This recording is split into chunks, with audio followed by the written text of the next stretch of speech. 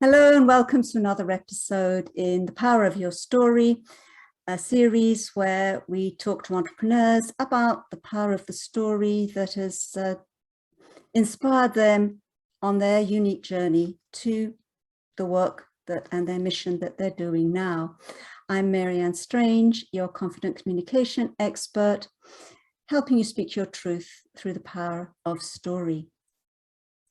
And today I'm thrilled to be talking to my guest, Molly Mandelberg, creator of Wild Hearts Rise Up. Welcome, Molly. Thank you for having me. I'm excited to be here. So I love the title, Wild Hearts Rise Up. Tell me just a little bit about what you do. Yeah, so I work mostly with coaches and holistic practitioners, people who trade in wisdom and guidance, who are amazing at what they do and often struggle to hone in the messaging that will actually reach and attract their ideal clients. So I help them to master their content creation and copywriting. I help them to build courses and programs, and I help them also with the inner work of getting out of their own way so that they can show up powerfully and serve their people. Getting out of their own way. That's a good one. We'll come back to that. So Molly, I know that you didn't start off doing what you did, and I think you told me a bit earlier. If we sort of dial back to what you were going to originally do, perhaps you could tell me a little bit of the story of that, what you planned to do as a teenager or early 20s. Yeah. When I went to college, I was studying architecture at first. I knew that I wanted to be creative and to make things, and that I had this idealized version of what an architect does, which is make spaces and craft beautiful places to exist. And a couple years into college, I had this sort of awakening that my creativity as an architect, especially as a new architect in the world, it was going to be mostly controlled by commission. It was going to be dictated by the person paying for the structure or paying for the designs or whatever. And I had this sort of crisis where I realized I didn't want my creativity to be controlled in that way. And I didn't want to start at the ground floor and have to work my way up for an entire lifetime before I could actually create things that I wanted to make. So I dropped architecture and I shifted to focusing on art, and graduated from University of Oregon with a degree in art in 2008. And that after college, I sort of realized that I didn't know what I wanted to do. I didn't want to teach art. I knew I wanted to make art and I could continue making art, but I wasn't sure that would be my career path. So I started kind of exploring. I knew the one thing that I was passionate about was travel. And I loved the personal growth and like rapid rate of evolution that I was experiencing traveling both abroad and around the country by myself. So I started just traveling, and I've been now nomadic for most of the last 13 years with a couple stints here and there where I spent 4 or 5 months in one place. But yeah, about 6 years ago, I went to New York to take a hypnotherapy. Well, it was a past life regression therapy workshop. And through that, I desired to get trained in hypnotherapy. And that ended up being the modality that I started with my business with. I had a radical experience of my own life changing with those tools. And so I wanted to be able to share them and use them and help other people to heal their own lives and self-actualize and expand into greater. So yeah, I did hypnotherapy for about a year and a half before I realized that it was time to do something different. I was kind of tired of talking so slowly, which is required as a hypnotherapist to put people into a trance state, into induction. And yeah, that led me to start coaching. And from coaching, I sort of realized that I had a knack for the systems and strategies and the technology and tools that are required to run a business with more ease. In the day and age that we live in, it's actually really possible to have great success and have more offerings and have more downstream flow in your business when you utilize the tools available to create more automation and autonomy. And so I went full in geeking out on that stuff for my own business and realized that I had a lot of friends who were coaches and healers who couldn't figure that stuff out, didn't know how to use it, had a lot of like fear around technology, a lot of angst around how like struggling they were just to run their business, much less grow their businesses. And so I started basically letting some of my community and my friends hire me to do technology and automation and content development and course creation and help them organize their business in such a way that it would allow them to thrive and allow them to receive new clients with less stress and more joy and more time spent doing the parts of their business they really love.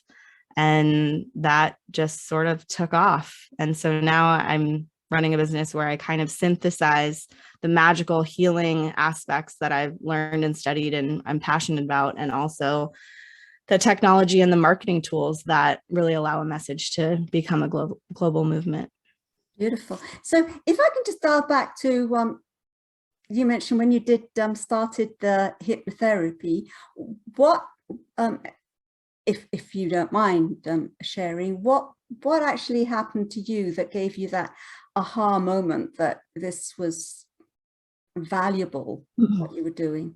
Yeah. I was a smoker back then.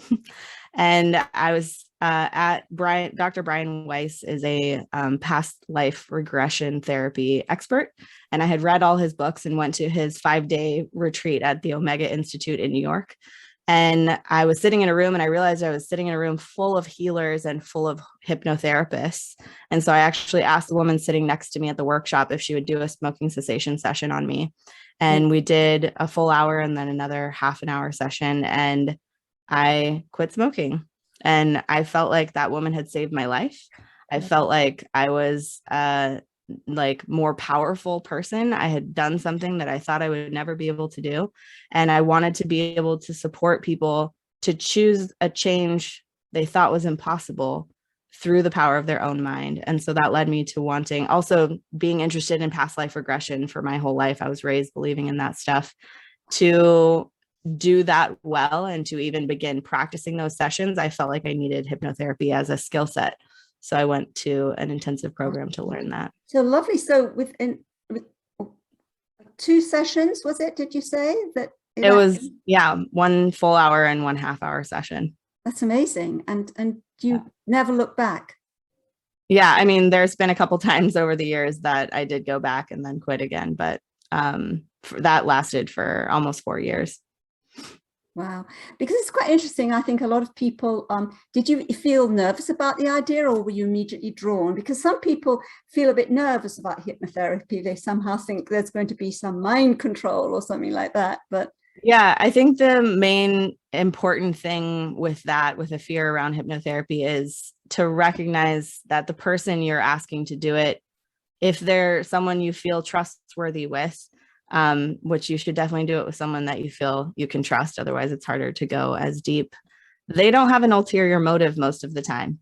If they're a safe person, and I could tell this woman, Ruby, was a very safe person, their only intention is to support you. So to think that it's scary is to think that people are out to get you. And no, I didn't have that kind of distrust. I chose somebody that felt safe to me, and I knew that I could go to these deep places. Plus, I was at a workshop where the whole intention was to go to these very deep places and find a healing. You already selected that. And could you just tell me a bit more about past life regression?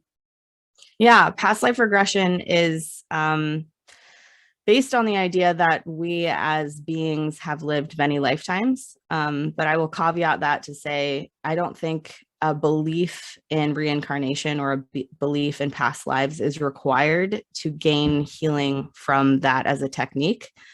Even if those stories that we go back to and recover are fictional, the healing and the miracles that can occur are actually the same. So past life regression therapy, you get put into a hypnosis state, which is basically like a guided meditation. And through that, you're invited to travel back in time and to discover an an occurrence or an instance or an experience that is related to whatever you're struggling with right now. So sometimes you go back to early childhood, sometimes you go back to in utero, sometimes you go back to another life that is, again, created from your subconscious mind or actually occurred. Either way, it works.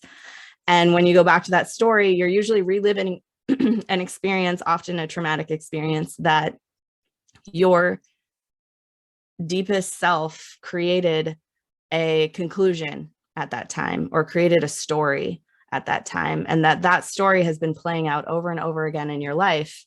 And through that recurrence, it's been believed to be true. And when you go back to the moment, you get to look at that and say, you don't want that to be true for you anymore. And it's possible that it was never true in the first place. And when you give up that truth, that belief can now disintegrate, and who you are without that belief can come forward. And when you begin releasing limiting beliefs like that, I mean, neurolinguistic programming, timeline therapy is very much the same thing. That when you go back into through your subconscious mind, recover a truth that was either not true or a higher truth that serves you better, and you place that into your subconscious mind, you're basically rewiring your system to operate from a new place. And so the healing that people can experience is miraculous. I'll share one story of past life regression really working, which was my stepmother, actually. So this isn't like a secondhand story. This is somebody that's actually in my life. She was having debilitating migraines, and those migraines were keeping her from being able to work, from being able to sleep. And finally, she had tried, doctors and medication and all different kinds of things to help, and it didn't help. So she did a past life regression workshop or a past life regression session on it. And she went back to a life where she had fallen off a horse and been kicked in the head. Wow. Super simple. She had fallen off a horse and been kicked in the head, and somewhere her body had kept a broken head about it. And so by just going back to that story, reliving that experience, mentally reliving that experience, not physically, she never had a migraine again after that. So that's super simple. It's not really about the inner work. It's just about a trauma that the body was remembering and not willing to let go of yet. It needed to be addressed and witnessed again, reprocessed. And then she never had a migraine again. So there's miraculous healing, both physically and mentally, emotionally, that can happen through past life regression therapy. And I love it. And I also eventually realized that it wasn't the modality I was put on this earth to be sharing with people, but it's absolutely an amazing tool for people who are ready for some healing. So what led you to discover what you were put on this earth for? Yeah. So as an entrepreneur, I had a big identity sort of crisis. Again, I'm kind of the same as in college, but it was after starting my business, I realized that I could help a finite amount of people if I kept running my business as only one-on-one. If I kept seeing clients one-on-one, I could help a lot of people in a lifetime of that. But there was still a limit because my time was being traded for the dollars I was receiving, and I was only helping one person at a time. And so I started early on in my business feeling this call to exponentialize my ability to support people. And I wanted to build courses and group programs. I wanted to find a way to synthesize the magic that I was doing into a format that I could leverage to a wider audience. And so I started looking at email marketing. I started building courses, and I would build all this content and develop all this stuff every time my business would change. So it started with healing and transformation, and then it went into helping people with relationships. And then I was trying to help people with their money mindset, which at the time I hadn't faced my money mindset well enough at the time. I'm now teaching money mindset stuff more because I've transformed into being able to hold that space. And then it was about finding your purpose, which I didn't think people really paid to find their purpose. So every time I would change my focus and niche switch, as we call it in one of my communities, I would develop a whole new course, a whole new sales funnel, a whole new batch of emails, all this social media content. I would build out my business from the back end, like hugely. And then I would change my focus and build it all out again. So I built this sort of expertise and acumen with the systemization of content development and building out a business to serve more people in a leveraged way. And as I kept doing that, I finally had this opportunity, not finally, but I was faced with an opportunity where I had won a speaker game, and I had the chance to speak to a room full of people and give a talk. And it was the night before that talk, after I realized that I won and I was going to give the speech to the room, that I was in a hotel room at this workshop with one of my best friends, Karen. And I asked her, Karen, like, I keep changing my focus. I keep trying something new. I know I'm here to serve people. What is it that I'm meant to be doing? Like, can you just tell me what I'm good at? Because I can't seem to see it for myself in a way that people can receive it. And she pointed to the fact that I had this budding expertise in content development and course creation and online marketing, basically. And the words that came out of my mouth were, no one's going to pay me for that. That's the fun part. And if you ever find yourself saying those words, I highly recommend noticing what you're talking about and seeing if that's true. And she said, no, Molly, that's not the fun part for most of us. Most coaches and holistic practitioners, most sensitive people who are here to make a huge difference in this world, who are here to change lives and support people, are often really bad at talking about it. They're really bad at putting words on a page to convey that message in a compelling and persuasive way, and an inviting way.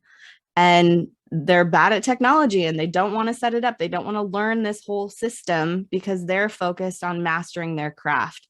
And so I had this epiphany, and I was like, oh my God, you're right. So I changed my talk overnight. I went to give that speech the next day, and I made an invitation for basically that as my service, supporting people to craft the bigger strategy around their business and find ways to leverage it to a wider audience and connect with that audience in a really deep and heart-centered way that doesn't feel sleazy and like salesy and marketing wise. And 3 people signed up, and that was a big shift for me. And those 3 clients led to packages, they led to referrals. And that was 4 or 5 years ago. And it's just bloomed and blossomed and expanded and taken off since then. Now I get to, sorry, you just get to, sorry. Yeah, now I get to run a 6-figure business while living my best life and traveling full time and doing my magic. That's a beautiful story, and you're so right. So often what we regard as fun, we don't necessarily think, we feel we've got to strive in order to do something, but she pinpointed something you found was fun, and that you were doing already with, I suppose, relative to your clients, relatively with ease. So that's a lovely story. Yeah. And so you just at least you were open to that, and you switched immediately for the next day, and finally got I suppose your answer, your calling. So it sounds as if for quite a few years you tried this and thought, well, that sounds really good, but it didn't seem to be working until you actually found, in a sense, the sort of truth within you that was, I suppose, sitting there already. Lovely. Well, and I want to add something to that too, because I think a lot of people who, if they're looking at something that's a 180-degree shift from what they've been doing, it's easy to think that I've just wasted all that time, or now all that was like useless, and now I'm doing this totally different thing. And that, while I wasn't afraid of doing that when I made that shift, I started to notice that I had put myself into this box where now I was supporting healers. I wasn't the healer.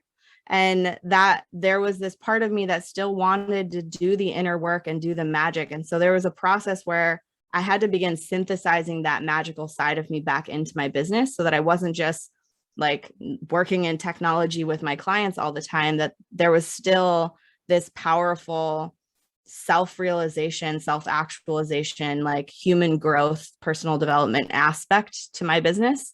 So now I get to do both of those things, where my people come to me both to receive the support around their business strategy and developing content and building their like growing message onto online, but also looking at, why has this been so hard for me, or why haven't I reached the levels of success I want to, and what can I do to transform myself from the inside so that I can actually reach those people without overwhelm, without self-sabotage, without stopping myself every step of the way, so that my message can really be found.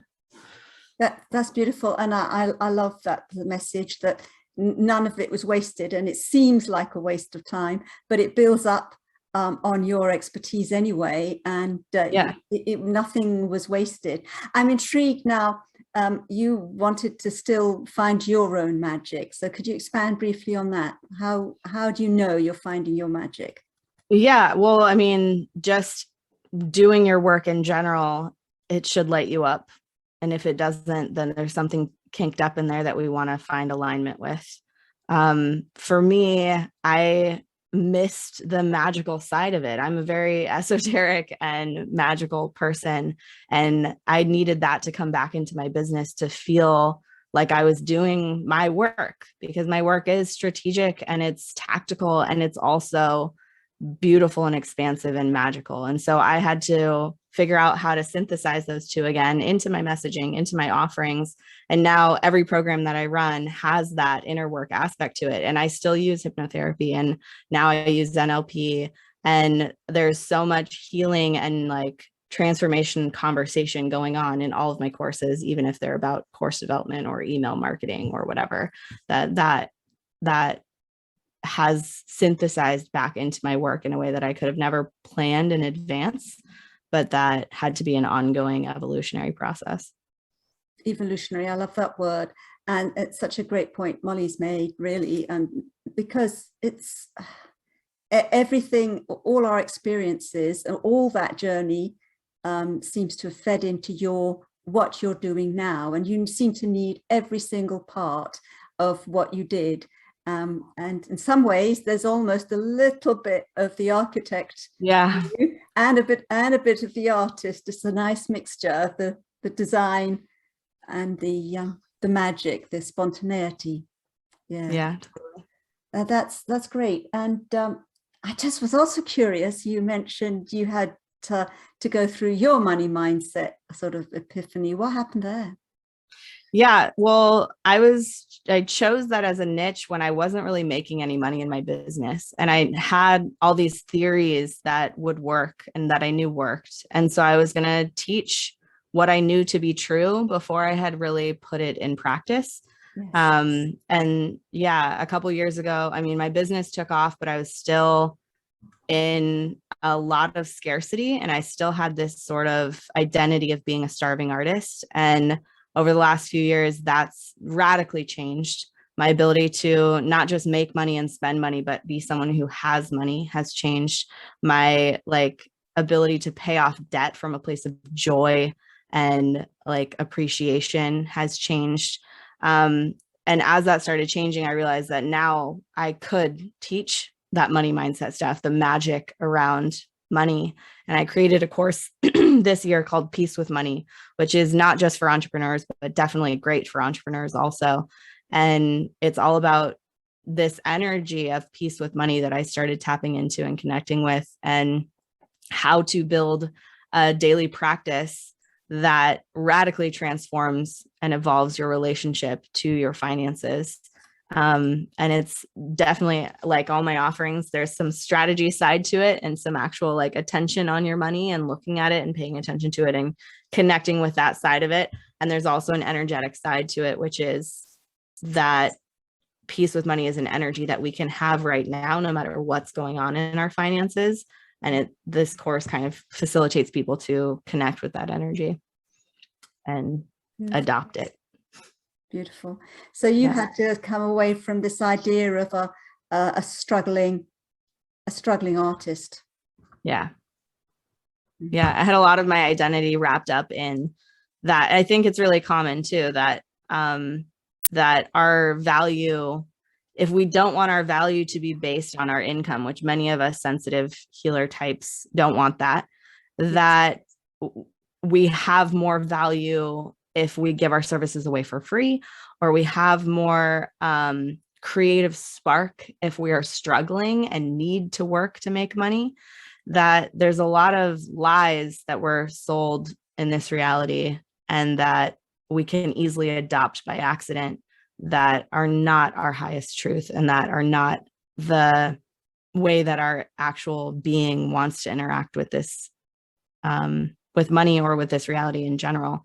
And that money is the root of all evil. There's so many stories that we take on that are simply not true. And when we start looking at who we want to be in this life, especially those who have a message that can change the world, you can do more of that if that message is supporting you financially. And if you have to work another job to be able to give your services away for free, you are innately doing less of your magic on this earth. And that's not what we need from you. We need you doing the thing that you're put here to do, or that you can make the biggest difference with. So it's important to allow that to financially support us. And that's, a whole conversation. That's beautiful. So the actual, you're actually living really the laptop lifestyle, and have been, I think, for quite a few years now. And I suppose now that you've found your niche and you feel comfortable with it, and you have adjusted your money mindset, it allows you to live the lifestyle that you want, I guess, and always maybe dreamt, which is, as far as I understand, quite a lot of traveling.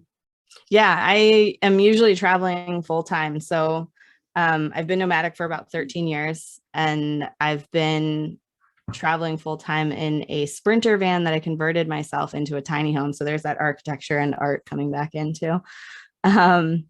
And yeah, I thrive traveling. I feel most inspired and excited, and I have my best ideas when I'm traveling, when I'm on the road, when I'm experiencing new places and new things. I will say the last few months I've been traveling about half the time, because I fell in love with a guy in California, and so I've been dating him. So I've been spending more time in one place because of that, but I've also still been traveling about half the time. And yeah, it's not the life for everyone. I know a lot of people want to travel, but traveling full time would feel really unrooted, and it would be hard to keep a routine up. And it is challenging to keep a self-care routine and keep, normal adulting stuff handled when you're moving around every day, all the time. But it's, a fun way to live for me. And some of us really thrive on it. I'm part of a large network of van lifers and nomads, and it's a really fun community and lifestyle. So do you just, if you've got your van, you go where you want to go, or is it a bit more complicated than that? No, I go wherever I want to go. And sometimes I think I'm going north, and then I wake up and I head south. You never know what's going to happen. Before COVID, it was a little bit more structured because I would have speaking gigs or conferences or events that I was trying to get to at certain points in the year. So I had a little bit more of a routine. But last year I left Oregon in the end of June, early July, and I went all the way across the top of the United States, down the eastern seaboard for the few months of fall. I was watching the leaves change colors and just moving south as fall hit, and then all the way down to Florida, and then back over to Austin, and down across the bottom of the United States, and then back up to Oregon by spring. Beautiful. Yeah. And I've only done a tiny bit of traveling like that, but it feels so different if you're not tied to a house with all their contingent responsibilities. And I just feel a lot more, get sort of more in touch with nature. You notice the days, you notice the weather in a way that's very different to being in a house.